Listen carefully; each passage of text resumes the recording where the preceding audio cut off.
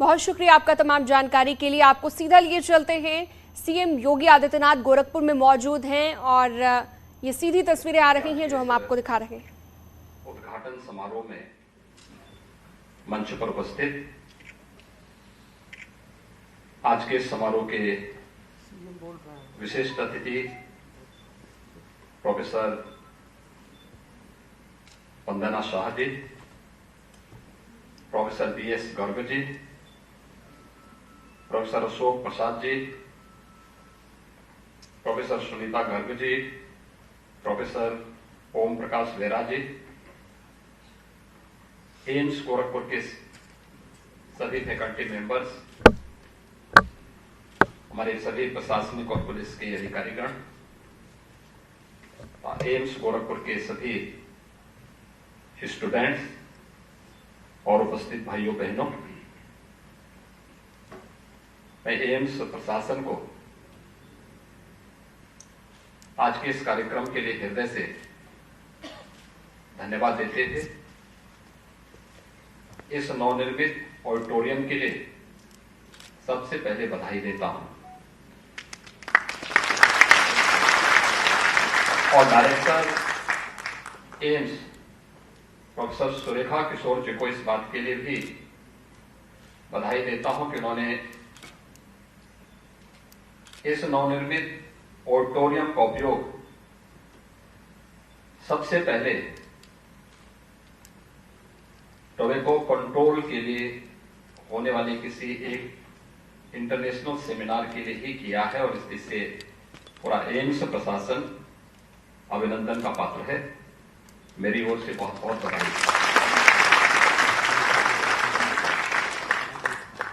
हम सब जानते हैं कि मेडिकल साइंस ने बहुत प्रगति की है, लेकिन एक जो बात हम सबको सदैव बताई जाती रही है कि बीमारी के उपचार से महत्वपूर्ण पक्ष बचाव का होता है और बचाव का जो एक पक्ष है यह हम सबको आज के इस national centre for policy research in tobacco control के इस कार्यक्रम के साथ जोड़ता है। हर व्यक्ति जानता है और हम लोग बचपन से भी इस बात को सुनते रहे हैं कि तंबाकू से किस किस प्रकार की बीमारी होती है या धूम्रपान से या टोबैको किसी भी प्रकार का हो, वह मनुष्य के लिए हानिकारक है। जो सेवन कर रहा है उसके लिए तो हानिकारक है ही, लेकिन जो स्वयं सेवन नहीं कर रहा है लेकिन ऐसे व्यक्ति के संगत में है तो धूम्रपान से होने वाले नुकसान से वह व्यक्ति अपने आप को बचा नहीं सकता। और इस दिशा अवेयरनेस के बहुत सारे कार्यक्रम चलते हैं। आप देखते होंगे जितने भी इस प्रकार की बीड़ी है, सिगरेट है या तंबाकू है, उन सब में लिखा भी जाता है कि स्वास्थ्य के लिए हानिकारक है। उसमें उस प्रकार के चित्र भी बनाए जाते हैं। उस सब के बावजूद लोग उसका सेवन करते हैं और हम सबका ये मानना है कि सबके बावजूद यह पक्ष अवेयरनेस का ज्यादा है, कानून पक्ष इसका कम, और इसके माध्यम से जागरूकता के माध्यम से हम अधिक से अधिक जनमानस को इसके साथ जोड़ करके और उन्हें किसी भी प्रकार के तंबाकू के सेवन के प्रति जागरूक करके होने वाले किसी भी संभावित खतरे से बचाने के लिए एक बड़ा अभियान अपने हाथों में लेकर के इस कार्यक्रम को आगे बढ़ा सकते हैं। मैं धन्यवाद दूंगा प्रोफेसर वंदना शाह को, जिन्होंने 5 वर्ष पहले की उस घटना का जिक्र किया जब मैंने मुख्यमंत्री पद की शपथ ली थी और मैंने उत्तर प्रदेश सचिवालय के कुछ भवनों का निरीक्षण किया था। मैंने देखा था कि वहां पे गुटखा पान खा करके लोगों ने जगह जगह कोनों कोनों में थूका हुआ था, गंदगी का ढेर था और मैंने उस समय उत्तर प्रदेश शासन से जुड़े हुए किसी भी सरकारी कार्यालय में तंबाकू या उससे जुड़े हुए किसी भी ऐसे उत्पाद को पूरी तरह प्रतिबंधित किया था और कहा था कि इस प्रकार का कोई भी उत्पाद उत्तर प्रदेश शासन के किसी भी सार्वजनिक स्थान पर कार्यालयों में कोई उपयोग नहीं करेगा, और करेगा तो फिर उसके लिए सरकार उसको दंडित करेगी। और उस प्रकार की व्यवस्था हम लोगों ने 5 वर्ष पहले प्रदेश में लागू की थी, जो सफलतापूर्वक आज भी चल रही है। लेकिन इसमें बहुत कुछ किए जाने की आवश्यकता है और एम्स गोरखपुर इसकी अगुवाई कर रहा है। यह अत्यंत महत्वपूर्ण है क्योंकि मेडिकल स्टूडेंट इसके साथ जुड़ेंगे, मेडिकल फैकल्टी इसके साथ जुड़ेगी, वह इसलिए महत्वपूर्ण है। एक समय हम लोग देखते थे सिगरेट के डिबिया में लिखा रहता था कि स्वास्थ्य के लिए हानिकारक है, लेकिन मैं देखता था कि उस समय बड़े बड़े डॉक्टर भी सिगरेट की कस सबसे ज्यादा लगाते थे और अपनी ओपीडी में पीते थे।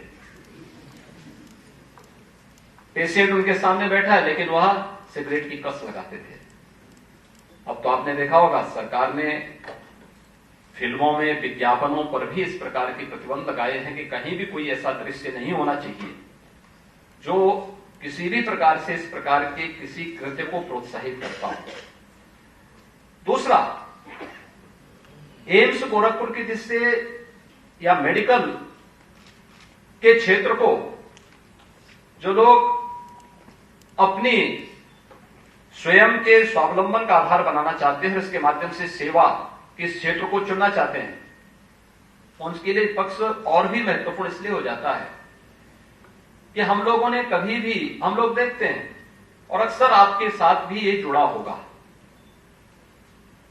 कि आप लोग कार्य करते हैं, अपने पाठ्यक्रम तक सीमित रह जाते हैं और आपका प्रयास होता है कि आप अपने पाठ्यक्रम में अच्छे अंक प्राप्त करें, आपको अच्छे अंकों से आपकी यूजी की डिग्री मिले, फिर आप पीजी करें, फिर उसके बाद सुपर स्पेशलिटी में आप किसी एक धारा को लेकर के आगे बढ़कर के अच्छे चिकित्सक के रूप में अपनी ख्याति प्राप्त कर लें।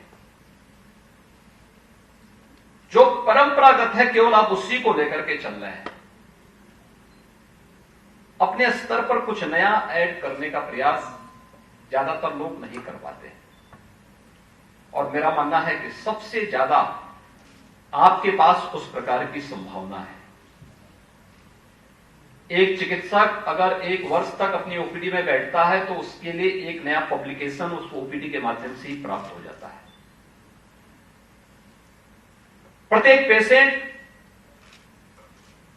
को दी जाने वाली उसकी सलाह और उस पेशेंट के प्रत्येक लक्षण आपके लिए एक नया रिसर्च पेपर भी तैयार करते हैं और इस पर कभी भी ध्यान देने का प्रयास बहुत कम हो पाता है, बहुत कम ये हो पाता है। और मैं कहूंगा इस बात को, ये हम सबका सौभाग्य है कि देश के यशस्वी प्रधानमंत्री श्री नरेंद्र मोदी जी ने इस देश को नेशनल एजुकेशन पॉलिसी 2020 दिया है और इस नेशनल एजुकेशन पॉलिसी में इन सभी बातों को समाहित करने का भरपूर प्रयास किया गया है। हम लोग इनोवेशन को कैसे जन्म दे सकते हैं, हमारा रिसर्च क्या है, यह आपकी योग्यता का आधार बनेगा और उसी प्रकार से आप आगे बढ़ पाएंगे। मैं इस बात को देखता था, आप गोरखपुर में हैं और एम्स गोरखपुर का उद्घाटन प्रधानमंत्री जी के कर कमलों से विगत वर्ष हुआ है। इससे पहले यहां पर आपकी यूजी की कक्षाएं प्रारंभ हो चुकी थी, तब भी मुझे यहां आने का अवसर प्राप्त हुआ था। यहां पर जो पुराने फैकल्टी मेंबर्स हैं आपके एम्स गोरखपुर और गोरखपुर से जो जुड़े हैं, वे इस बात को जानते हैं। देखिए, आज भी हम लोग कहां और किस रूप में जीने का प्रयास कर रहे हैं, बड़ी वैसी स्थितियां हैं इस पूर्वी उत्तर प्रदेश में और खासतौर पर उत्तर प्रदेश के 38 जनपद ऐसे थे जहां पर 1977-78 में एक बीमारी आई थी, मस्तिष्क ज्वर की, इंसेफ्लाइटिस की, और 40 वर्षों में इस बीमारी से पूर्वी उत्तर प्रदेश के 50,000 से अधिक बच्चों की मौत हुई थी। मैंने इस पर बहुत ढूंढने का प्रयास किया, लेकिन इन 40 वर्षों में एक भी रिसर्च पेपर पूर्वी उत्तर प्रदेश में इंसेफ्लाइटिस पे नहीं लिखा गया। 50,000 बच्चों की मौत हो जाती है, कोई उस पर काम नहीं कर पाया। बिहाड़ी मेडिकल कॉलेज में उपचार होता था, अच्छा उपचार होता था, पूरा प्रयास करते थे, संसाधनों का अभाव था, उस सब के बावजूद होता था। लेकिन मैं जिस भी पीडियाट्रिशियन से मिला, 1 से 15 वर्ष तक के बच्चे ज्यादातर मरने वाले थे। मैं जिससे बात करता था कि भाई इसमें कुछ हुआ, वो केवल कुछ जानकारियां थी, और उससे भी ज्यादा अंधेर गर्दी कहां थी।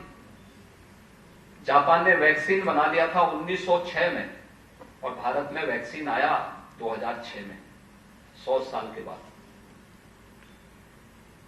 कोरोना महामारी में आपने देखा होगा, 9 महीने के अंदर प्रधानमंत्री मोदी जी के प्रयास से देश ने 2 स्वदेशी वैक्सीन बना दी। 2 स्वदेशी वैक्सीन और भारत के अंदर 200 करोड़ वैक्सीन की डोजेस अब तक लग चुकी हैं। अगर हमने डिग्री ली है, इसका मतलब हमारा कार्य समाप्त नहीं हो जाता है। हमारे लिए विशाल क्षेत्र खुला हुआ है जहां पर हम इस रिसर्च की संभावना को आगे बढ़ा सकते हैं। और हर पेशेंट, याद रखना, आप भले जो आधुनिक, जो मॉडर्न मेडिकल साइंस है, उसमें इस बात को महत्व नहीं दिया जाता है, लेकिन आप आयुष के उसमें थोड़ा जाके देखेंगे तो उपचार की पद्धति व्यक्ति की प्रकृति पर भी निर्भर करता है। वह किस प्रकृति का है, उसी प्रकार की उपचार की पद्धति उसके लिए आवश्यक होती है। और मुझे लगता है कि टैबेको कंट्रोल के लिए भी जो अभियान चल रहा है, इस अभियान को जागरूकता के साथ साथ इसे बृहद पैमाने पर हमें आगे बढ़ाने की आवश्यकता है। दूसरा, इसके तह में जाने की आवश्यकता भी है। एक बार आप लोगों ने अपने हाथों में इसको ले लिया, कोई भी पेशेंट आपके पास आता है और कोई इतना प्रतिष्ठित संस्थान जब इस कार्यक्रम के साथ जुड़ेगा तो स्वाभाविक रूप से एक कॉमन मैन उस पर विश्वास करेगा।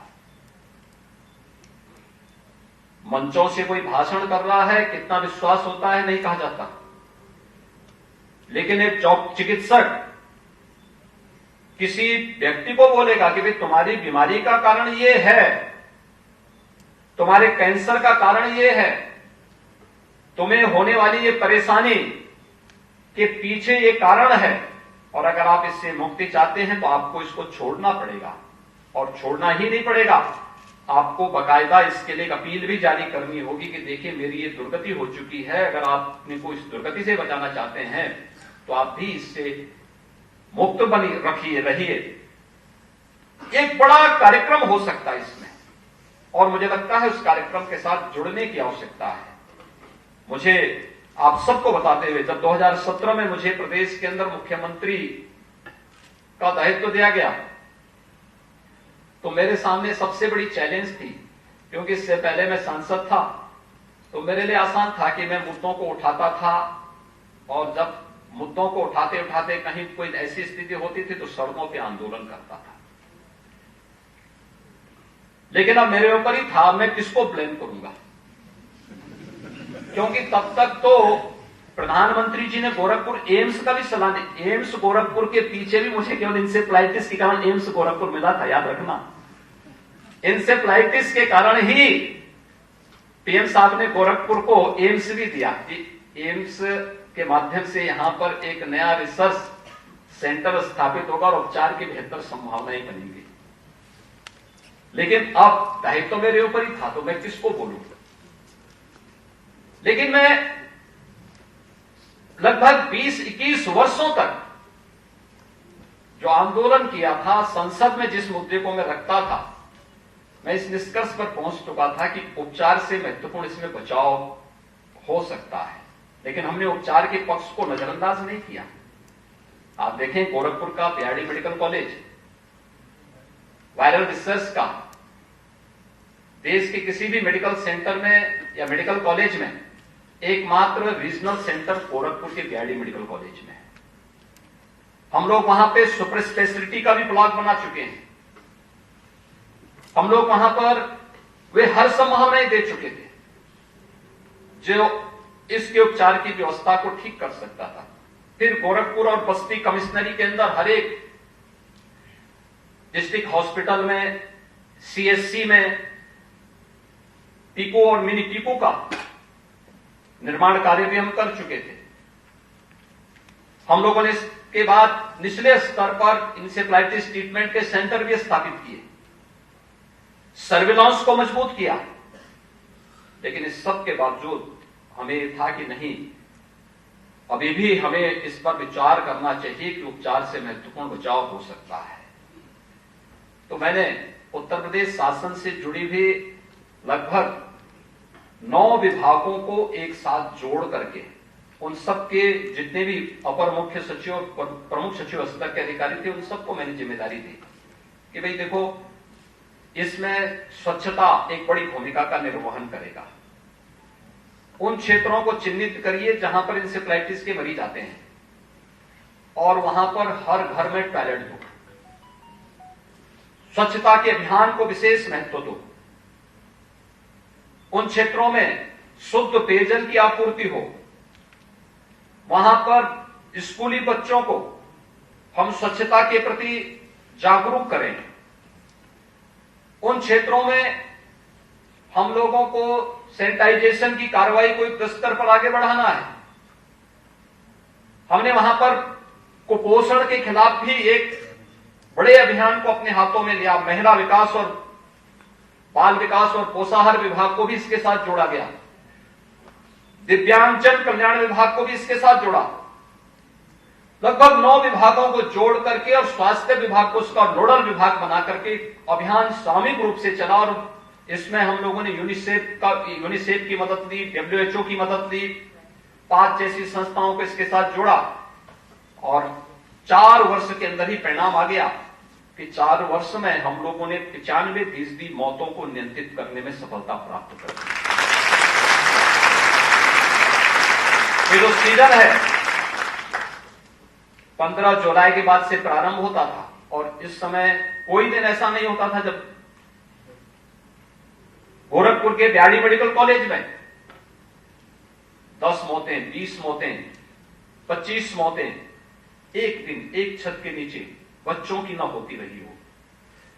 और लगभग नवंबर तक ये सिलसिला चलता था। अकेले बीआरडी मेडिकल कॉलेज में भी 500-600 मौतें हर वर्ष होती थी। डिस्ट्रिक्ट हॉस्पिटल की अलग है, जो व्यक्ति हॉस्पिटल तक नहीं पहुंच पाया उसकी अलग है। ये लगातार ये सिलसिला चलता रहा। लेकिन आज मैं इस बात को कह सकता हूं कि जो स्टेट और सेंट्रल गवर्नमेंट ने मिलकर के एक कैंपेन चलाया, एक अभियान चलाया, आज उसका परिणाम हम सबके सामने है कि पूर्वी उत्तर प्रदेश में इंसेफ्लाइटिस आज पर प्रभावी नियंत्रण की स्थिति में हम लोग हैं। और कोरोना के बीच में 2 वर्षों का ये चुनौती हमारे सामने नहीं होती तो अब तक हम लोग इंसेफ्लाइटिस को पूरी तरह नियंत्रित करके इसका उन्मूलन भी कर चुके होते। और हमें विश्वास है कि हम जागरूकता के माध्यम से हमने कहीं कोई कमी किसी भी स्तर पर नहीं छोड़ी, लेकिन फिर भी अवेयरनेस का उसमें बहुत बड़ा योगदान था। कोई बच्चा गांव में बीमार हुआ, परिवार कुछ भी कहे, लेकिन उस बच्चे को और उसकी मां को लेकर के हम सरकारी एम्बुलेंस से तत्काल इंसेफ्लाइटिस सेंटर तक हमारी जो आशा वर्कर है वह उसे लेकर के पहुंच जाती है। अभी भी अभियान चल रहा है, गांव गांव में अभियान चल रहा है।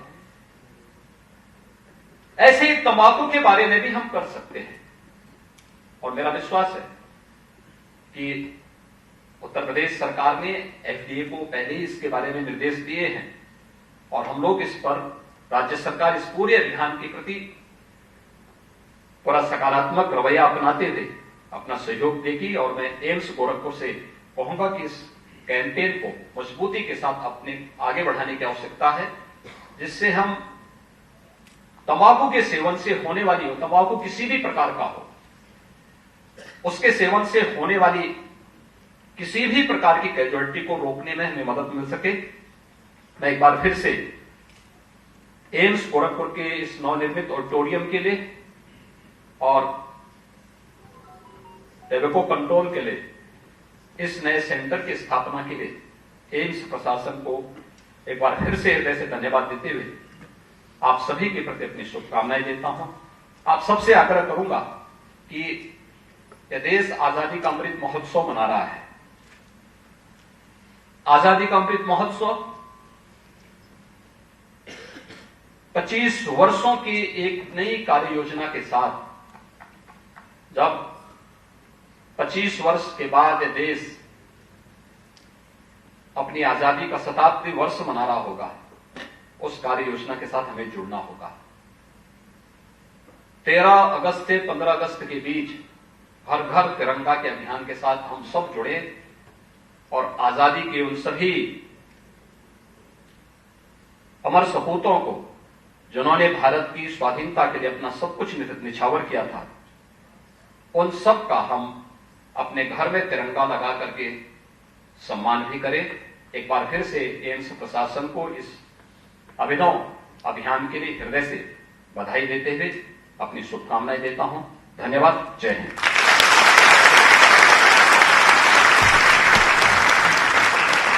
आप गोरखपुर एम्स से सीधा मुख्यमंत्री योगी आदित्यनाथ को सुन रहे थे, जिन्होंने सीधे तौर पर इंसेफेलाइटिस का जिक्र किया और कहा कि उस पर हमारी सरकार ने कितना काम किया। अगर कोविड बीच में 2 साल नहीं खराब करता तो और भी काम तत्परता से किया जाता। तो गोरखपुर से इस समय लाइव तस्वीरें आपके सामने। मुख्यमंत्री योगी आदित्यनाथ को आप सुन रहे थे। एम्स प्रशासन को शुभकामनाएं दी गई हैं इस नए सेंटर के चलाने को लेकर। और आखिर में आपने सुना कि उन्होंने एक बार फिर से हर घर तिरंगा अभियान जो चलाया गया है केंद्र सरकार की तरफ से, मोदी सरकार की तरफ से, उसका उन्होंने जिक्र किया और कहा कि पूरी उम्मीद है उनको कि पूरे हर देश के घर में 15 अगस्त को तिरंगा लहराएगा। तस्वीरें आपके सामने हैं कार्यक्रम के शुभारंभ के दौरान की और मुख्यमंत्री योगी आदित्यनाथ को आप सुन रहे थे। उनको डॉक्टर्स पर बहुत भरोसा, हमेशा कुछ नया करने की कोशिश करें, ऐसी शुभकामनाएं भी उनकी तरफ से दी गई। तंबाकू के खिलाफ अभियान जरूरी है। इसके अलावा स्वच्छता की बात की गई, शुद्ध पेयजल की बात की गई।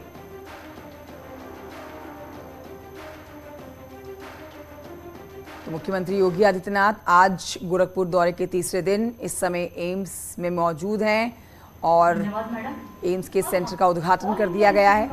मुख्यमंत्री को आप सुन भी रहे थे। आगे और भी कई कार्यक्रम हैं, कई परियोजनाएं हैं जिनका लोकार्पण किया जाना है, शिलान्यास किया जाना है मुख्यमंत्री के हाथों द्वारा।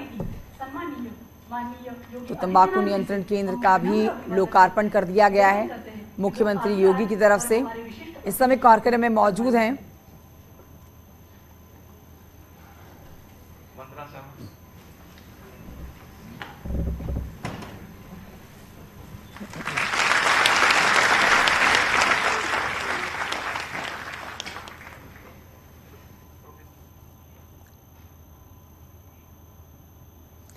और आइए बढ़ते हैं आगे। आपको बताते हैं कि सीएम योगी और